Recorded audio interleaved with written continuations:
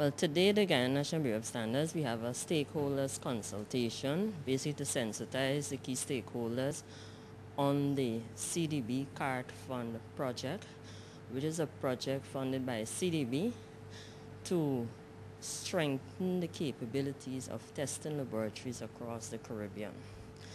Right?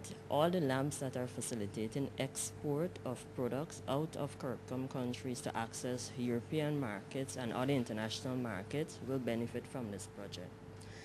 So the whole objective here is to sensitize the stakeholders so we'll be able to identify, each territory has to identify one laboratory that will move towards accreditation under that CDB CART Fund project. And this lab is expected to be accredited by August 2013. So we're just sensitizing the stakeholders today on some of the requirements, and also it has implications on the implementation of the Food Safety Modernization Act that was signed in January of 2011 by the President of the United States of America, Barack Obama. The stakeholders will be educated on the relevant criteria set out for laboratories in order for them to be accredited. Yes, the criteria set out, it's the ISO/ISC 17025 standard, which is the international standard for laboratory accreditation. General requirements for the operational competence of testing and calibration laboratories.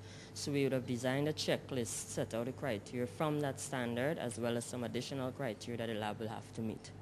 So for example, some of the criteria we would look at, the lab should be testing products of national importance that supports export to the European market or other international markets. It must be a legal entity, one with good reputation. It must have at least a basic quality system in place. It must have competent and trained staff, use of equipment that are calibrated and maintained. Test methods used must be recognized methods or validated methods. So those will be some of the criteria set. When the lab is identified, through the focal point, we're supposed to provide training and technical assistance to that laboratory. Also, CrossQ will provide training to the lab among the other laboratories, because we have 20 laboratories from the region, one from each country. So they will have a workshop, and they will go through the process of developing the documentation, the implementation phase, and then they'll have audits to see their level of readiness.